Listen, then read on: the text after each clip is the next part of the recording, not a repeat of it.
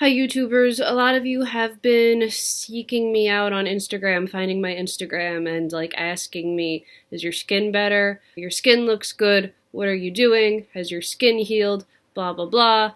And I'm like, why are you all bothering me? But then I realized I did film an update video in like May or something, but for some reason I never posted it. Like I could have sworn I posted it, but I guess I didn't. So it makes sense. A lot of you are wondering what my skin is doing now. Um, as usual, no makeup, just eyebrows, and I guess a little mascara today. But my skin is pretty much healed. It's pretty much like better, 99% back to normal, with the exception of this one little like random pimple that came out about a week ago. But if you had seen my face before, you would not believe that this is the same skin. So if you had stuck around for all my theories, I think the last theory that I had was a toxic liver, like liver problems always equal skin problems, and I had wanted to see a gastroenterologist, an immunologist, an allergist. I wanted to see like all these people. The only one I really saw was the gastroenterologist, and all he did was kind of like poke around my liver, and he was like, well, I don't really feel anything, but you need like all this blood work if you want to be sure. And they didn't have a phlebotomist at their office, so I had to go like somewhere else to get blood work, and I just never did that. And then also in this May update video, I talked about a holistic dermatologist that I went to see. He scraped my face and checked for Demodex mites. I have 0 Demodex. He was like, I can't even find 1 mite. So we can cross the Demodex theory off the list. I don't have a Demodex problem. Sorry, I know you probably wanted to hear like a success story with the holistic dermatologist that I found some cure for my insides, but it didn't really work out that way, and I'll tell you why this whole thing was weird. So first of all, he's a holistic homeopathic dermatologist. Holistic doctors never take insurance, so I had to pay like $300 out of pocket for this appointment. I think it was like partially a birthday present, like my mom split it with me or something for my birthday present. And it was weird. He would take supplements and put them against my belly and then do like this applied kinesiology and like, ask me to resist his pressing down and whatever. And like depending on what he put on my belly, my arm was somehow stronger or weaker or whatever. And that was a little conflicting to me because I feel like there were times that he would push my arm in and down, and then there were other times where he would like pull my arm out and down. And it's like, of course, if you push my arm in, I can, access all of my shoulder blade and back muscles and hold you stronger. But if you're pulling my arm out and then pushing down, like, I can't resist you. So I have a feeling that some of that, like, was just bullshit and being scammed. But then there was another one that I replicated here with my fiance. One about the ileocecal valve, which is the valve that kind of connects your large intestines to your small intestines. The ileocecal valve is the valve that separates the small intestine from the large intestine. And he said that was weak in me. And he was able to determine this by having me lay on my back, and he was like, bring your knee up, and then he like pushed my knee down. And he was like, resist me, and I'm like, I can't. And then he was like, okay, well, brace yourself here, like grab yourself under your rib cage and pull up, and then do it again. And then that time I was able to resist it more. And he was like, oh, that means your ileocecal valve is damaged. And I'm like, oh, what does that mean? So the valve essentially prevents food from your large intestine flowing back up into your small intestine. So, I don't know, there's some kind of analogy that people use. They're like, it's what separates the kitchen from the sewer, or something like that. So, you eat food and it goes through your small intestine, and then it should go into your large intestine. But if you have a weak ileocecal valve, then it goes back up into your small intestines, where you are now reabsorbing large intestinal bacteria which can make you sick. Like, there is a lot of bacteria in your large intestine, and your large intestine is designed to handle that. So it's okay if it stays in your large intestine, but once it goes back up into your small intestines, then you start reabsorbing it, and that's what makes you sick. And that can, cause a lot of digestive issues, skin issues.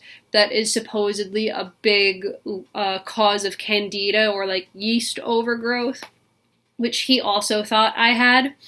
So at the end of the day, he tried to give me all these supplements that I take with food, and I was looking up videos on like how to massage my ileocecal valve, and it turns out like a lot of the foods that I eat and the way that I eat can damage the ileocecal valve. Like, I'm vegan, I eat a lot of like plants, I hardly chew my food. At the time I was working like a high stress job where I didn't really get much of a break. I would just like scarf my food down really fast and go back to working. Supposedly all of those things can irritate the ileocecal valve. The rough food, roughage of plants and fibrous things can irritate the valve, and just not chewing your food, just swallowing like big chunks, that can irritate the valve. Not giving yourself time to like sit and digest and actually like chew your food and relax a little bit before going back to work, that can do it.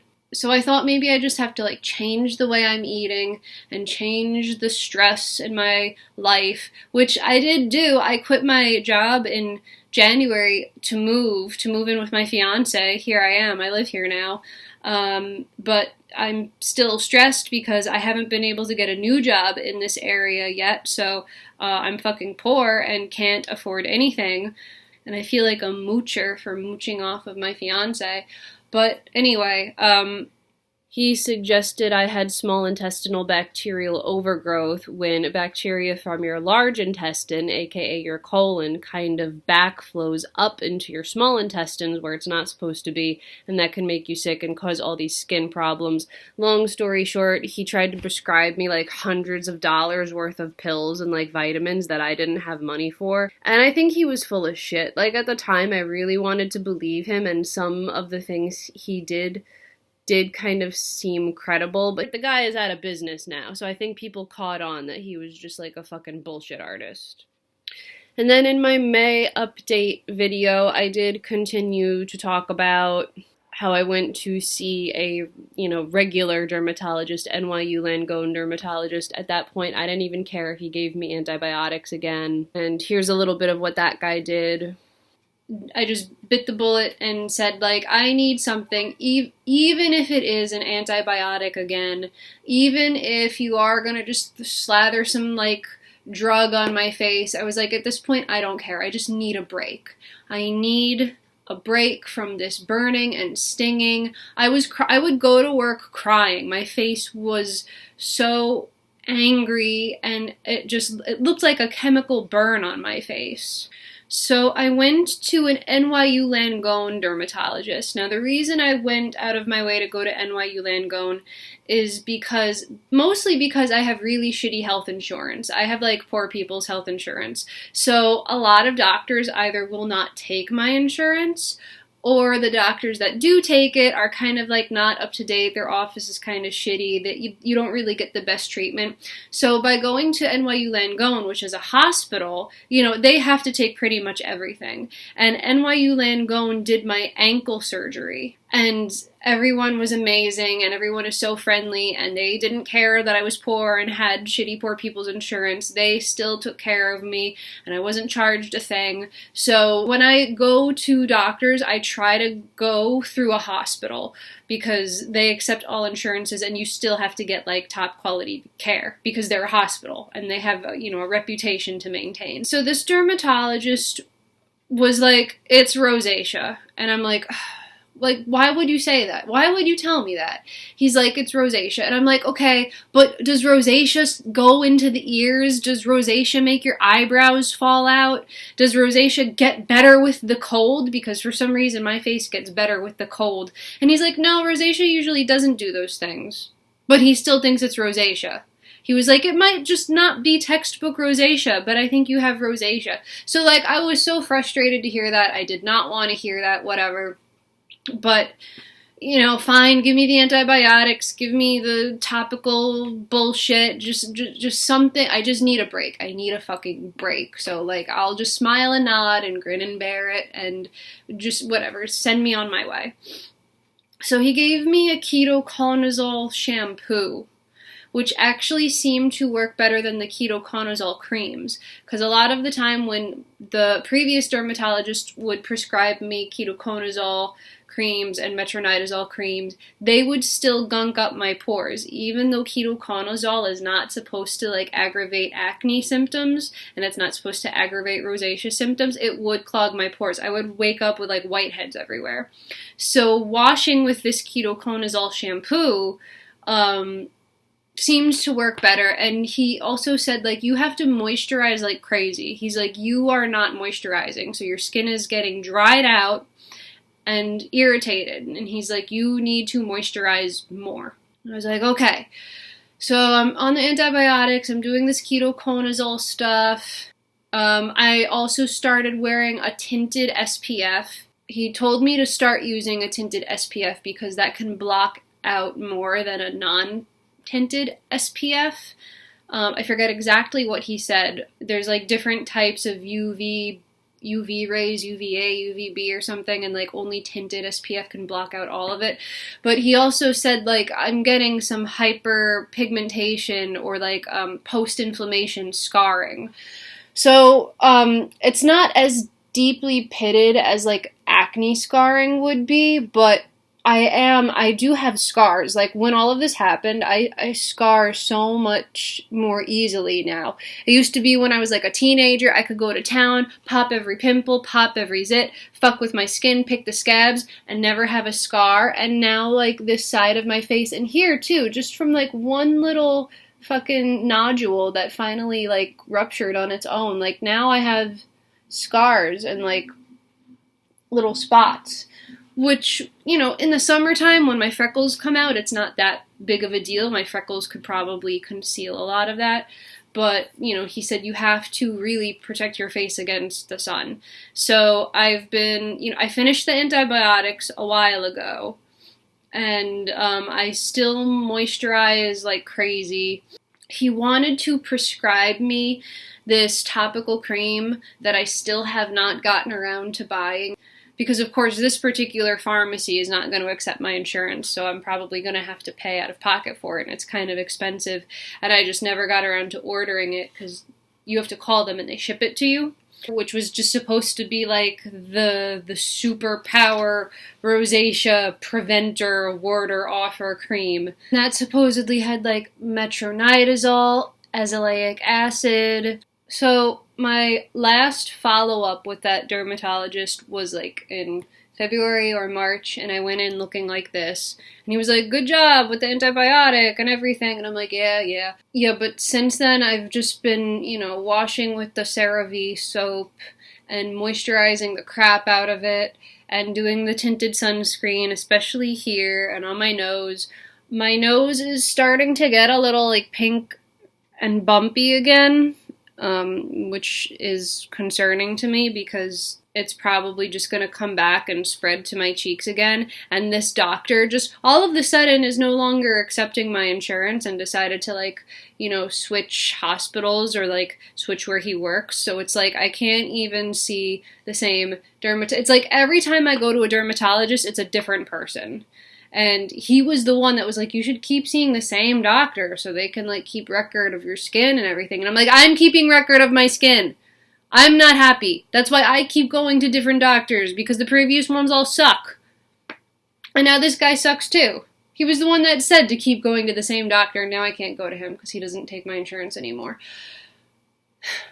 So in the beginning, he gave me the antibiotic. He had me wash my face with ketoconazole shampoo. And then finally, like shortly after I made that video, I finally ordered the prescription cream. And the prescription cream, I started out using it every day, and then it was just whenever I remembered to put it on. So I don't really even need this every day. And it was expensive. It was like $50 for a single tube. I apparently still have 3 remaining refills, and this is still just number 1. This is mostly azelaic acid. This is like 15% azelaic acid, 1% metronidazole cream, and 1% ivermectin, which I think is an antiparasitic. And he was like, I don't think you have parasites. I don't think that's the problem, but it's in this cream anyway. Take it. My friend or colleague formulated this. It's working wonders. See how it works on you. And the difference between that May video and what my skin is doing now is obviously, an improvement. I hardly have any red spots. I hardly have any bumps. I hardly have any acne. No more peeling or flaking or bleeding or cracking. So if your skin was like mine, and assuming you have the exact same problems I do, these are the magical remedies. A mostly azelaic acid based cream for your face. Washing with CeraVe in the shower, the green, so it has to be for normal to dry skin. Moisturizing with more CeraVe like crazy. I went to Costco and got like the big, bulk container of this moisturizing cream. Anything with hyaluronic acid in it. So like Trader Joe's sells this little pump with just hyaluronic acid, and the CeraVe has this too. And this helps keep moisture in your skin. So whatever was happening with my skin, I just had no moisture left, and it was just drying out and cracking and flaking and being angry at me. I had to almost like make myself an oily person. I almost had to make my skin greasy and oily by washing it less, or if I did wash it, it had to be this, which leaves behind its own weird like filmy moisture layer barrier on your skin, and like I said, moisturize like crazy. Like my skin had like a coating on it of almost like snail slime, which ironically a lot of people use snail slime because snail slime is similar to hyaluronic acid. I think this is also what minimized my scarring. This is also, ironically, it's meant to make your skin retain its moisture, but it's also in a lot of like anti-aging serums. So I think this also helped my skin not look nasty after it healed, with the exception of like one or two little like scars, like inflammation scarring or pitting. I have like one or two spots. The rest of my skin really doesn't look any worse for the wear. There's not a lot of scarring or aging. Like it's not like wrinkly and sad. I don't look like somebody that was dried out and cracking and bleeding for as long as I was. Sunblock anytime you go outside. Back in my April or May update video, I mentioned that I was using a tinted sunscreen, Dr. Jart's. It had a slight green tint to it, but it also had like tiger grass in it that did actually take down inflammation and redness and stuff, but that shit is super expensive. So I just went with like a regular SPF that doesn't have extra like crap in it, just like, nothing more than you actually need. So this is a good one, Sun Bum. It's like a little deodorant stick, and I would literally just target the places on my cheeks that were prone to getting very red. I also took out those lower back piercings that I was talking about. The jewelry was really like old and it had pitting, so that means heavy metal was seeping into my bloodstream. I did get my microdermal anchor piercings taken out. Watch the last video I posted to hear what that's about. The piercer that removed them did say that the quality of my jewelry was not up to par, was not up to the same standards of today's jewelry. He was like, even as recent as 10 years ago, the quality of jewelry was not that great, and he was like, for lack of better terms, this jewelry is shit, and it already has pitting in it, which means the core of the metal, the shitty metal, has been exposed, going into your bloodstream or whatever. I did put my earrings back in. just to see. The piercer told me to look really close at my jewelry, and if I saw any like holes or spots or scratches on my jewelry, then probably don't put it back in. So most of my earrings were fine. One or two I did replace. Maybe like one or two I saw a couple of like little micro scratches. But my earrings are fine, my cheek piercings are fine, my skin, right around the cheek piercings healed up pretty nicely. So for the most part, my skin is back to normal. We are going into October soon. October is usually when it will start to flare up again, if it does. Like, this has happened before. Like, my skin gets calm in the spring, and it's fine during the summer, and then all of a sudden, like, right around the end of October, it, like, gets shitty again, so I want to try to prevent that from happening. So other than that, my skin is like 99% back to normal, like before any of this bullshit even started. The only thing that is not the same is it just seems to have lost its toughness. Like pre-rosacea, pre-rashes, like before any of this bullshit started, like I used to be able to go in and like squeeze blackheads out and stuff and like pop a pimple and like, put scalding water on my face without much of a reaction at all. I can't do that anymore. If I even try to squeeze like one little blackhead, I got like a fucking red spot on my nose for another day. If I wash my face and the water gets too hot, you'll see. This happened the other day. Like right now I have a little bit of a cold, so I wanted the water to run hot, and I just wanted to like put the hot water like on my nose around my sinuses just to like help break up the gunk that's in my nose. So I do my one final splash of hot water, mostly on my nose, but then for the next 40 minutes I just have this pink, like you can even see the line where the water line stopped on my face. I was just like pink right here. It was like a line of red, and then normal right after that, just from hot water. So my skin is still very, very sensitive, so I cannot use hot water when I wash my face, and I cannot be aggressive with it. The only places I can seem to like pick without it being a problem is up here on my forehead. I like to use the extractor tool to just kind of like, get the oils out and like little baby whiteheads out. But I cannot do anything around my nose or my cheeks because it will stay red for a long time after that. If I'm to leave you with any advice, it's just this: whenever you shower, don't go crazy, don't go overboard washing your face. And this, definitely, this you could do 3 to 5 times a day, every day. Like, if you can only do one fucking thing for your skin, this, okay, this. Because I don't even do the other things every day. I don't apply this every day, maybe once a week. I don't apply this every day, again, maybe like once or twice a week. I don't regularly wash my face. I don't wash my face like twice a day, once in the morning, once at night. I kind of try to let my skin be oily and greasy and just wash my face when I shower. So this, but even when I don't wash my face, this is the one thing you must do regularly. Okay, so there you have it. My skin is beautiful again. I'm maintaining my beauteous skin, but like I said, end of October is usually when it starts to get shitty again, and we are going into October very soon. So if something happens, I will post about it.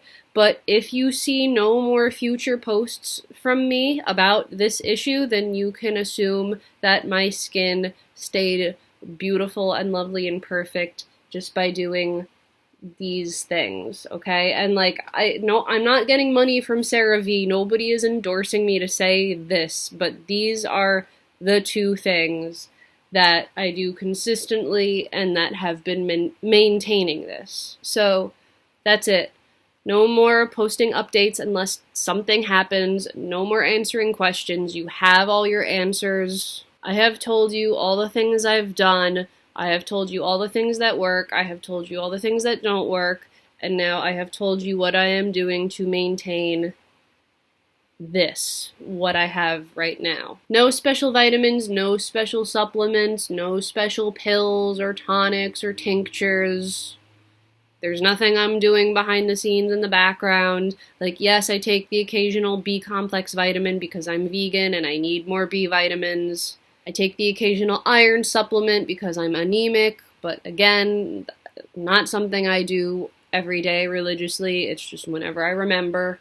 Okay, so we're done here.